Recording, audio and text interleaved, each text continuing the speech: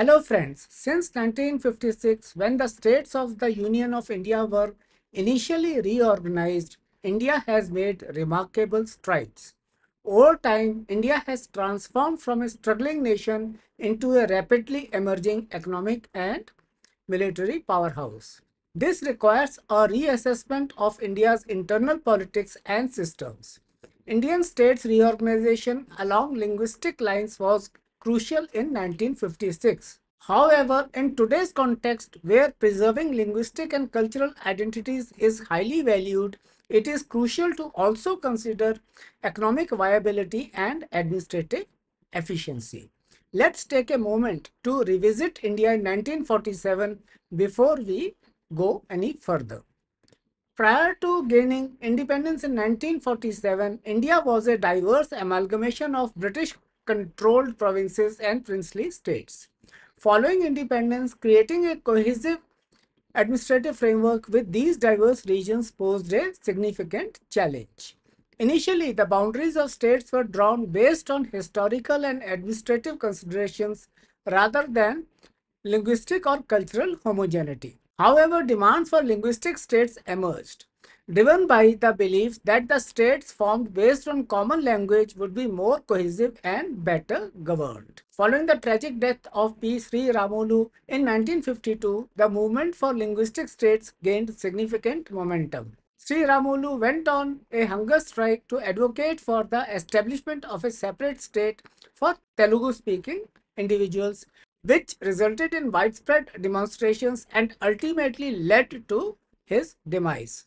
Andhra Pradesh was formed in 1953 thanks to his sacrifice by carving it out of the Madras Presidency. In December 1953, the Indian government set up the States Reorganization Commission to meet the rising demand for linguistic states. The Commission's aim was to investigate the viability of restructuring states according to language and presenting relevant suggestions. The SRC was chaired by Justice Fazal Ali, a retired judge of the Supreme Court of India. The other members were H.N. Kunzru and K.M. Panikkar. The Commission had a broad mandate that encompassed the examination of factors such as linguistic and cultural unity, administrative ease, geographical continuity, economic feasibility, and the possibility of fostering balanced development.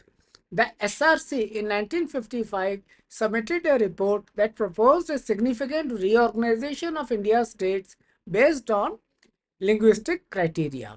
The Commission suggested forming states where the dominant language was spoken by most of the population.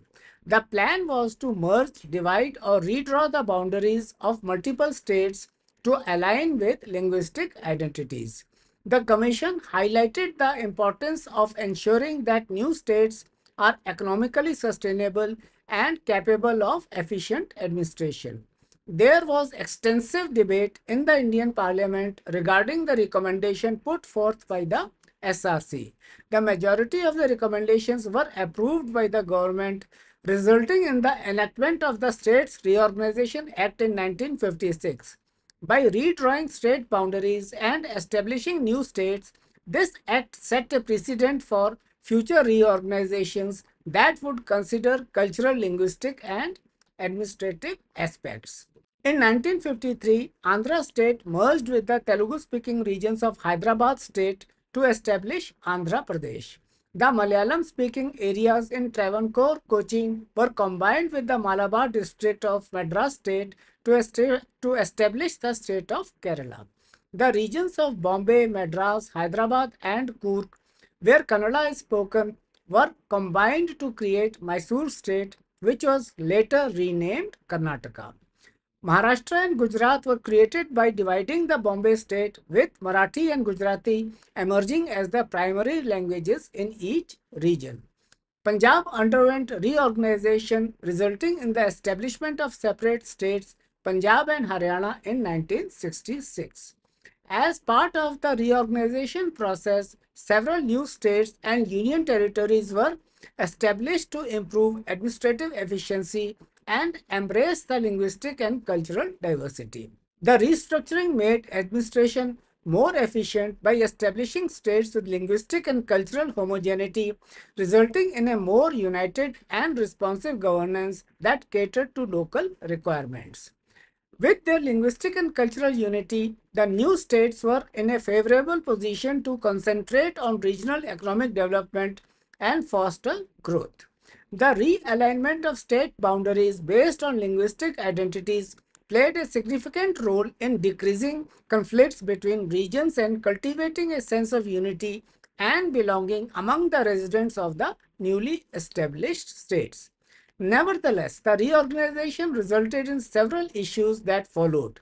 India has experienced multiple intrastate and interstate conflicts since 1956, frequently centered on concerns like territorial borders, sharing of resources, linguistic and ethnic identities, and administrative authority. Here is a detailed history of some significant disputes.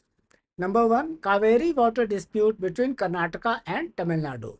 The conflict regarding the distribution of the Kaveri river water can be traced back to the agreements made in 1892 and 1924 between the former Madras Presidency and the Kingdom of Mysore. The problem was made worse by the restructuring of states as Karnataka, known as Mysore at that time, and Tamil Nadu continued to have conflicts over water distribution. In 1990, the establishment of the Kaveri Water Dispute Tribunal aimed to tackle the issue. The final decision of the tribunal in 2007, along with the subsequent judgments from the Supreme Court, aimed to fairly allocate water among Karnataka, Tamil Nadu, Kerala, and Puducherry.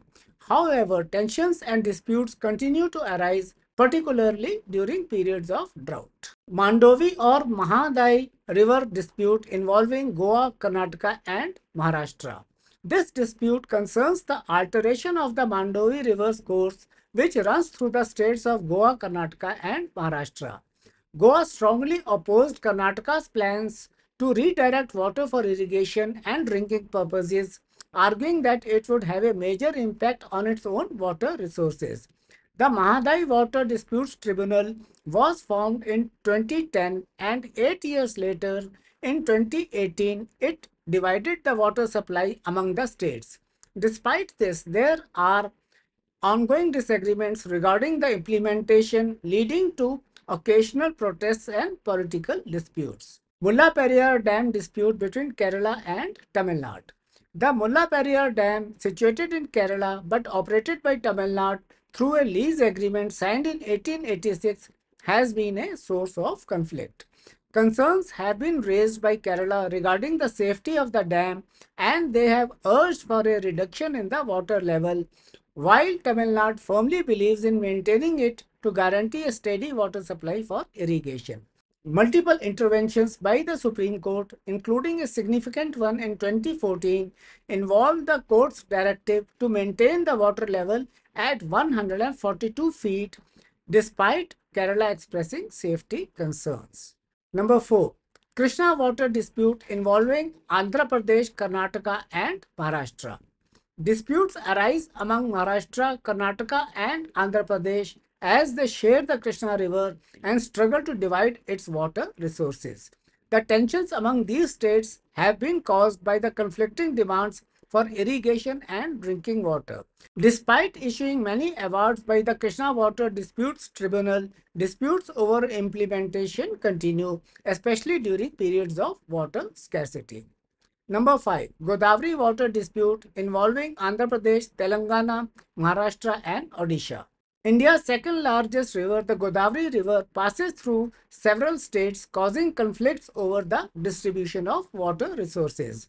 The competition among states for irrigation and hydropower projects has resulted in legal conflicts and political strains. The Godavari Water Disputes Tribunal has made efforts to ensure a fair allocation of water, but states are still striving for larger shares, especially considering new projects. Number 6. Belgaum dispute between Maharashtra and Karnataka. The Belgaum or Belagavi region is at the center of this dispute, as Maharashtra asserts its ownership based on the Marathi-speaking population, while Karnataka currently administers it.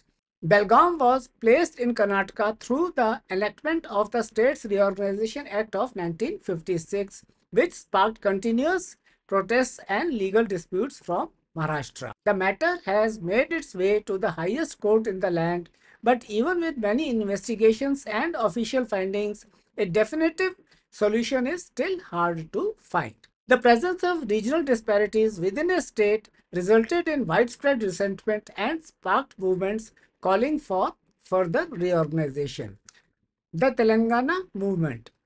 The call for a separate Telangana state emerged because of the perceived neglect and an inadequate development in the Telangana region of Andhra Pradesh. During the late 20th and early 21st centuries, there was a surge in calls for statehood, which sparked widespread protests and political movements.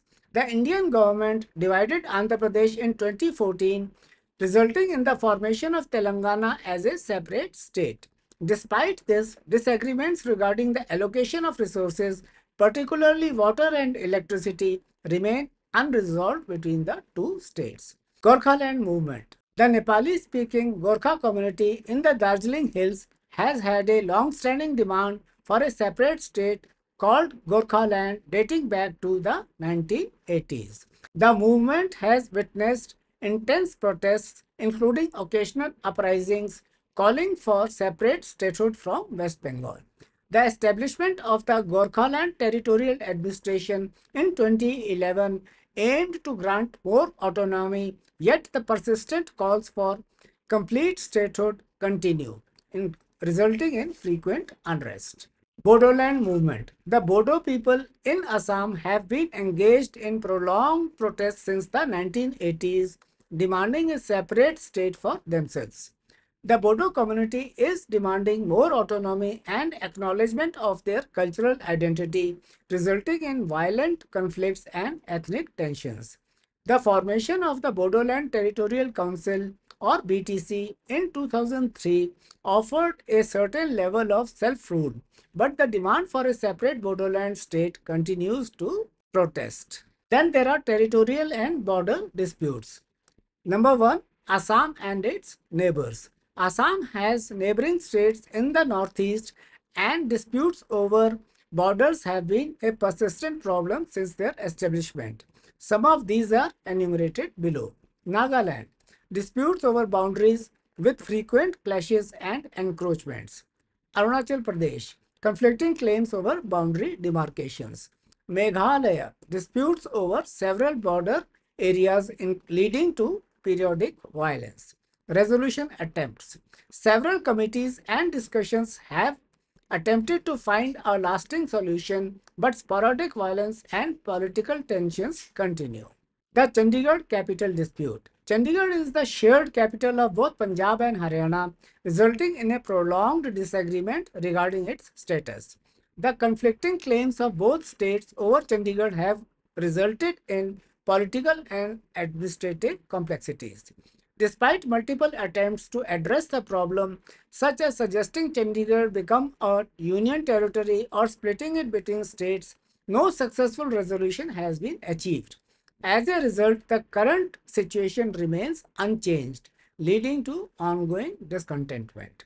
The history of conflicts within and between states in India since 1956 highlights the challenges of governing a nation that is both diverse and densely populated.